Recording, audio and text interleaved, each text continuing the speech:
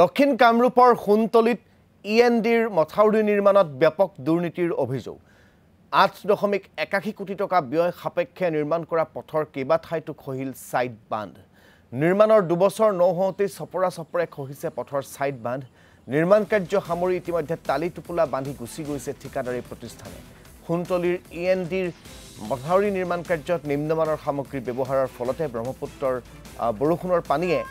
side বান্ধ খহাই নিয়াৰ অভিযোগ উল্লেখযোগ্য যে পিডব্লিউডিৰ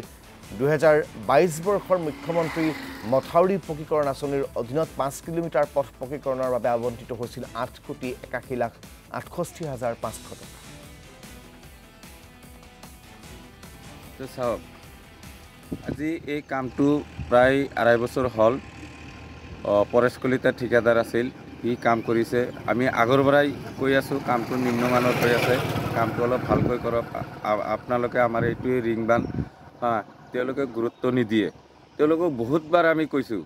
গুৰুত্ব নিদিয়ে তেওঁলোকে কাম কৰি গুচি গৈছে এতিয়া আমাৰ এনেকুৱা সিচুৱেশ্যন হৈছে এই ৰিং বান্ধটো মাথাউৰিটো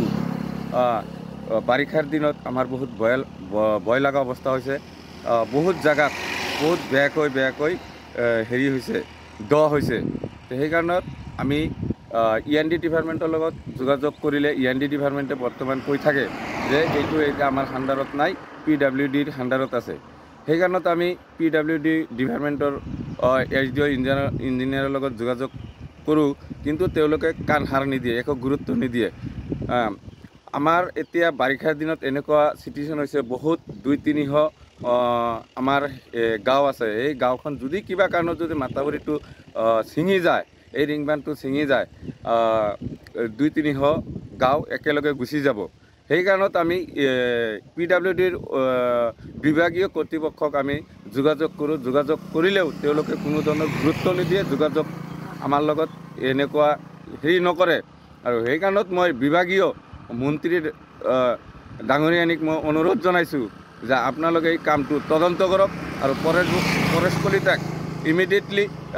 চাইটলক ইয়ালৈ পঠাই দিয়ক আমি জনামতে এতিয়ালৈকে পৰেশ কলিতাৰ হেৰিত আছে কি ক্লিন চিট চাৰ্টিফিকেট পোৱা নাই পৰেশ কলিতাক বহুতবাৰ আমি যোগাযোগ কৰিছোঁ আমাক গুৰুত্ব নিদিয়ে